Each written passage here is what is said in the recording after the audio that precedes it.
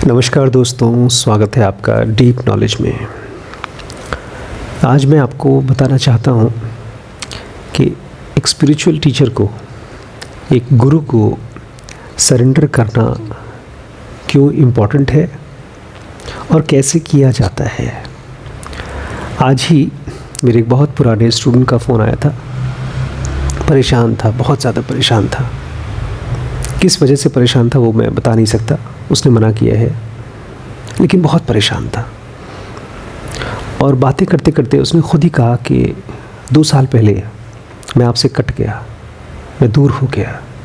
वो मेरे बारे में सोचता रहा होगा, लेकिन जो चीज़ कटी वो थी सरेंडरिंग। हम सब जानते हैं हमारे पास गुरु होना चाहिए, स्पिरिचुअल गुरु होना चाहिए, लेकिन हमारे लिए स्पिरिचुअल गुरु ठीक ऐसे ही है जैसे कि किसी के पास कार होनी चाहिए या बैंक में इतने पैसे होने चाहिए। वो जब हमको चाहिए तब हम इस्तेमाल करें, ऐसा कुछ हमारा रवैया है गुरु के प्रति। हम भूल जाते हैं कि गुरु मतलब एक ऐसा फोर्स जिसके नीचे आपको बैठ करके सरेंडर करना पड़ेगा। ये केमिस्ट्री अलग होती है, क्योंकि जो गुरु देना चाहता है वो आपको तब तक नहीं मिल सकता जब तक आप 100% सरेंडर करने को तैयार नहीं हैं। अब बहुत से ऐसे लोग हैं जो मानते हैं कि वो सरेंडर्ड हैं। मैं भी अपने आप को बहुत समय तक मानता रहा कि मैं अपने एक पर्टिकुलर गुरु के प्रति बहुत समर्पित हूँ, लेकिन बार बार डाउट आ जाया करता था। क्या करें, मन है तो डाउट आता था। और फिर 2003 में 31 दिसंबर को वो डाउट ख़त्म हो गया, हमेशा हमेशा के लिए ख़त्म हो गया। मेरा मन मेरे गुरु के प्रति हमेशा हमेशा के लिए सरेंडर हो गया। उनकी बात घुस गई दिमाग में और एक्सपेरिमेंट होना शुरू हो गया। तो ये कैसे होता है, कैसे एक मन किसी और के प्रति सरेंडर हो जाता है? इसमें एक बहुत बारीक चीज़ है जो हम मिस कर जाते हैं। मैंने खुद मिस किया था। जब हम गुरु के बारे में सोचते हैं तो ऑब्वियसली हमको परफेक्ट गुरु चाहिए, एक ऐसा गुरु जिसके अंदर वो सारी क्वालिटी हो जो अर्जुन के कृष्ण में थी, जनक के अष्टावक्र में थी। वो परफेक्ट गुरु तो हम सबको चाहिए होता है, लेकिन हम दूसरा पार्ट मिस कर जाते हैं। वो परफेक्ट शिष्य हम नहीं बनना चाहते, ना ही तो हम सोचते हैं इसके बारे में, ना ही तो कोशिश करते हैं। अब क्या होता है परफेक्ट शिष्य? जब आप अपने गुरु को सुनते हैं, अगर आप मान लीजिए मुझे सुन रहे हैं और मुझे अपना गुरु मान रहे हैं, तो उस समय केवल मुझे इम्पोर्टेंट मत समझिए, अपने मन को भी ऑब्जर्व करना शुरू करिए। अगर आपका मन समझदार नहीं है, चालाक नहीं, समझदार नहीं है, चालाक होगा तो फंसेगा, लेकिन मन को होना है समझदार। एक समझदार मन और एक बेवकूफ़ गुरु भी चल जाता है, लेकिन एक समझदार गुरु के साथ एक बेवकूफ़ मन या एक बेवकूफ़ शिष्य अपना बुरा ही करता है, जैसा कि ज़्यादातर लोगों के साथ होता है। हमारा मन, नॉर्मल आदमी का मन मूर्ख है। जब भी अपने गुरु की कोई बात सुनता है तो उसको उधेड़ता है। जैसे किसी को स्वेटर पहनने के लिए दिया जाए तो खोजे कि इस स्वेटर के अंदर में गर्मी कहाँ है, उसके एक एक ऊन को उधेड़ करके वो धागा बना दे, और उसके बाद धागा लपेटने की कोशिश करे तो उससे तो सर्दी ख़त्म नहीं होती। यही हम भी करते हैं। जब हम अपने मास्टर की बातें सुनते हैं, स्पिरिचुअल टीचर की बातें सुनते हैं, तो उसके ऊपर एक्सपेरिमेंट करने की बजाय उसको एनालाइज करते हैं कि ऐसा क्यों है। हम ये भी भूल जाते हैं कि हमारा मन क्या इस लायक भी है कि उसको एनालाइज कर सकेगा। इसलिए पहली बात ये कि अगर आप एक परफेक्ट गुरु को खोज रहे हैं तो तरीका क्या है? एक परफेक्ट शिष्य बनने की कोशिश करिए। अब दूसरी बात, आपके पास है शरीर और आप ही के पास है कि नहीं, आपके अंदर है ईश्वर या तो आत्मन। अब इसका तो कोई भरोसा है नहीं। स्क्रिप्चर्स कहती हैं, दैविक वाणियाँ कहती हैं, वेद कहते हैं कि एक तरफ है प्रकृति और एक तरफ है पुरुष। सूरज चमक रहा है, उसके अंदर से एनर्जी आ रही है, गर्मी आ रही है, हम सांस ले रहे हैं, अंदर में कोई तो चीज़ है जो इसको ज़िंदा रखती है। इसको थोड़ी सी कल्पना करने की कोशिश करिए। जैसे हम लोग स्कूल में ये नंबर्स का कॉन्सेप्ट पढ़ते थे, 1, 2। बचपन में कभी आपने किया ऐसा कि जब कोई टीचर आपको 1, 2, 3 पढ़ा रहा है तो आपको बड़ी मुश्किल हुई हो? नहीं, शायद 1, 2, 3 में नहीं हुई हो, लेकिन अलजेब्रा में मुश्किल हुई हो, जिसमें वेरिएबल बताया जाता है कि एक चीज़ को आप किसी गिनती से नहीं, किसी लेटर से x, y, z या a, b, c से दर्शाते हैं। ये इमेजिनरी होता है। ऐसे मैं चाहता हूँ एक इमेजिनेशन करिए, आपका घर है, उस घर में दीवार है और उस घर में स्पेस भी है। बिना खाली जगह के घर नहीं होता।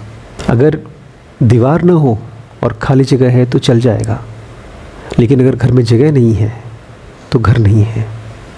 हमारे अंदर में जो प्रकृति है वो तो है दीवार, लेकिन स्पेस का काम हमारा डिवाइन फ्रैगमेंट करता है। वो विटनेस की तरह 24 घंटे है।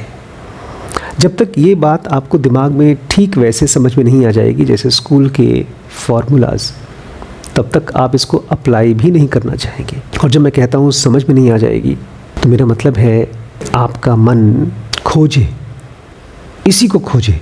मानने से पहले इसको स्क्रिप्चर्स में खोजे, टीचर्स की बातचीत में खोजे, क्योंकि वो तो है। कमरे में स्पेस होता है लेकिन दिखता नहीं है। हमारे अंदर में भी पुरुष है, विटनेस है, लेकिन उसके बारे में हमारे विचार होने चाहिए, हमारा डेडिकेशन होना चाहिए, हमारा सरेंडर होना चाहिए। कैसे करेंगे सरेंडर? एक गुरु से मिलते हैं आप, बहुत अच्छी लगती है उसकी बातचीत, मन करता है समर्पित हो जाएं। लेकिन गुरु की स्टेट में और आपकी स्टेट में डिफरेंस है।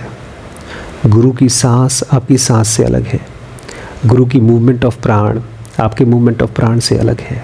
इसलिए तो आप गुरु के पास जा रहे हैं, क्योंकि उसके स्टेट ऑफ माइंड में से एक बात निकल रही है। अगर आपको बात जचती है, थोड़ा सा भी जचती है, उसके पीछे का लॉजिक समझ में आता है, तो ले आइए उस बात को, कॉपी में लिखिए, उसके बारे में कॉन्टम्पलेट करिए। अभी कुछ दिन पहले मैं एक बच्ची से बात कर रहा था, उसने तकरीबन 20 वीडियोस देखे होंगे। उसके बाद बोलती है मुझे समझ में नहीं आ रहा है। मैंने पूछा क्यों? तो बोलती है मैं बोर हो रही हूँ। ये जो बोर होना है ये एक ख़ास मूवमेंट ऑफ प्राण है, एक मुश्किल चढ़ाई है, क्योंकि हमारी जो स्टेट ऑफ माइंड है उससे हम ऊंचे उठ करके गुरु की बातचीत को समझने की कोशिश कर रहे हैं। इसको ऐसे समझिए जैसे कि आप साइकिल चलाते हैं, तो शुरू में साइकिल चलाना बहुत मुश्किल है। आप तैरने की कोशिश करते हैं तो स्टैमिना नहीं बनता। ऐसे ही एक गुरु की बातचीत को सुन करके समझ पाना और उसको अपने पास रख पाना, इसके लिए एक मेंटल स्टैमिना चाहिए, समय देना पड़ेगा आपको। अब आपने मेरी बात सुन ली, आपने मेरी बातों को कॉपी में लिख लिया, उसके बाद क्या करें? जो कुछ भी आप सुनते हैं या पढ़ते हैं, लिखते हैं, याद रखते हैं, ये सब किताबी है। कहा जाता है किताबी नॉलेज ज़ीरो नॉलेज है। जी नहीं, ऐसा नहीं है। किताबी नॉलेज बड़ी काम की है। इन्हीं किताबों को पढ़ के लोगों ने बड़े बड़े हवाई जहाज़ बनाए हैं, रॉकेट बनाए हैं, ये मोबाइल बनाया है, इंटरनेट बनाया है। तो किताबी नॉलेज ज़ीरो नहीं है, लेकिन उसकी महत्ता, उसकी वैल्यू तब होती है जब आप उसको प्रैक्टिकली एक्सपेरिमेंट करते हैं। अभी रिसेंटली मेरी एक भाई साहब से बात हुई।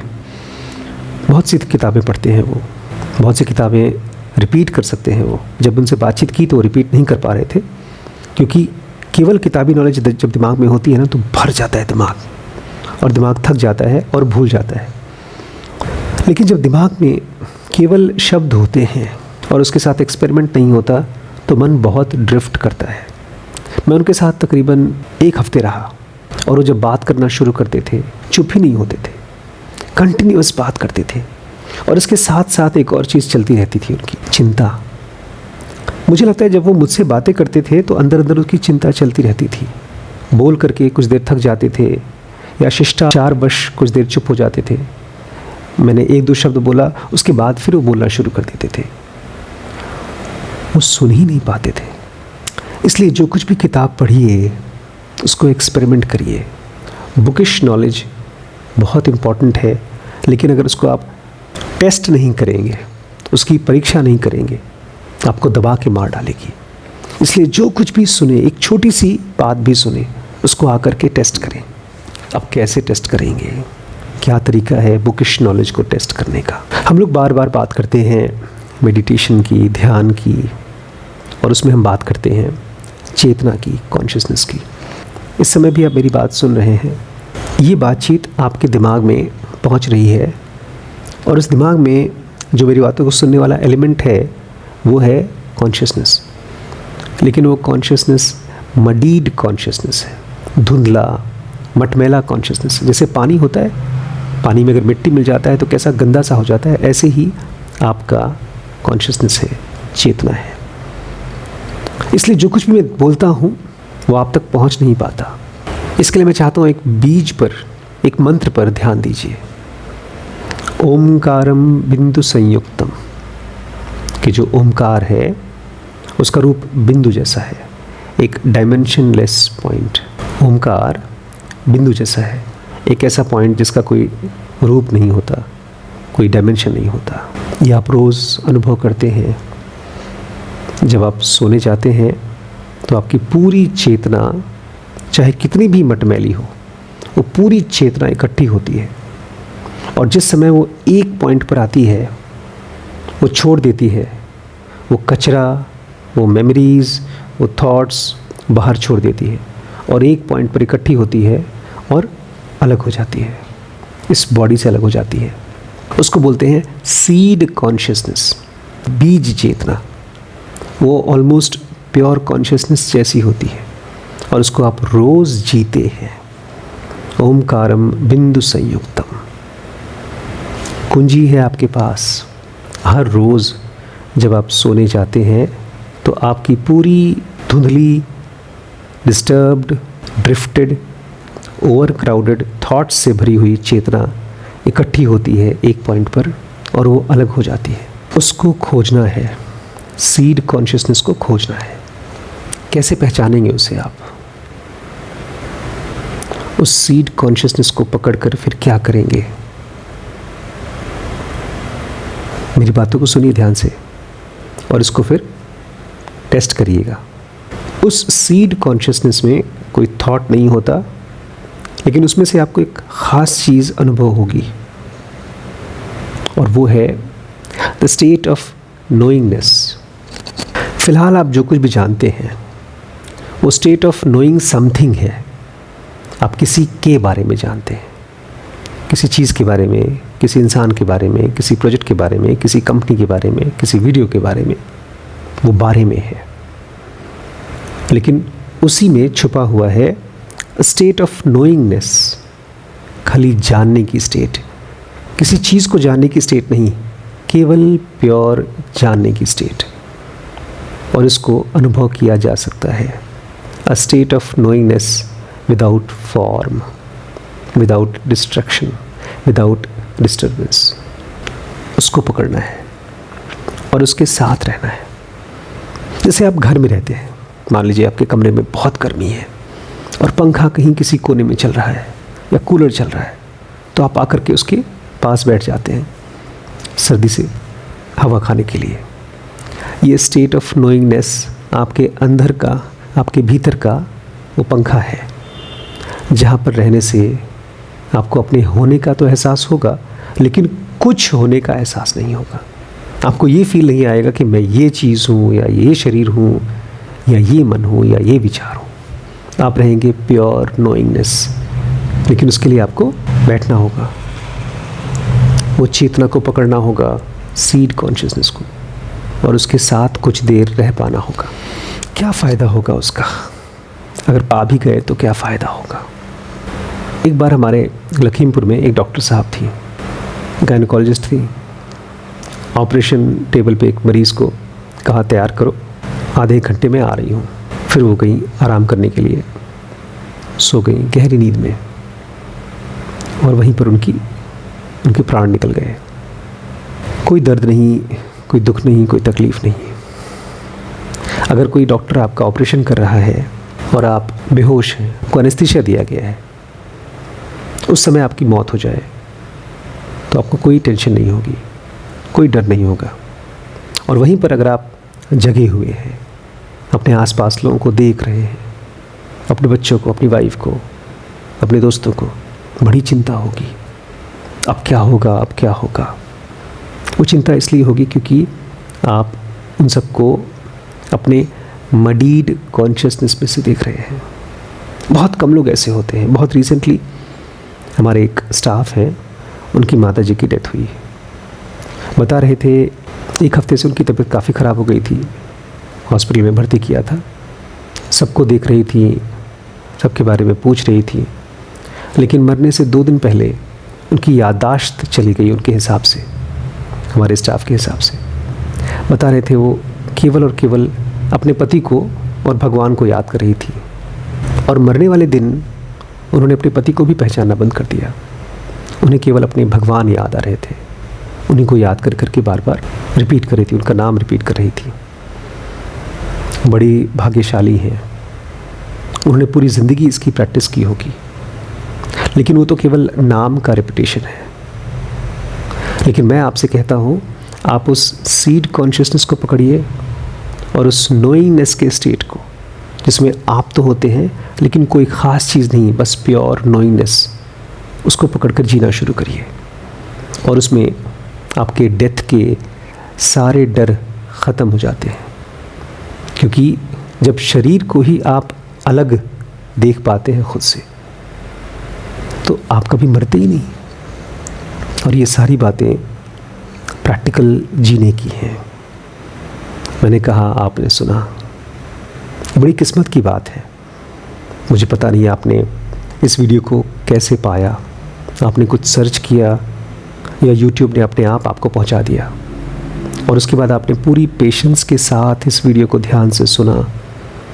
अगर याद रहेगा तो शायद इसको आप जा कर के एक्सपेरिमेंट करेंगे, बैठेंगे, आंख बंद करेंगे, कुछ देर के लिए अपने विटनेस के साथ रहेंगे, विचारों से अलग हो जाएंगे, बॉडी को महसूस करेंगे। कई बार ट्राई करेंगे तो आप अपनी सीड कॉन्शियसनेस को एक्सपीरियंस कर पाएंगे।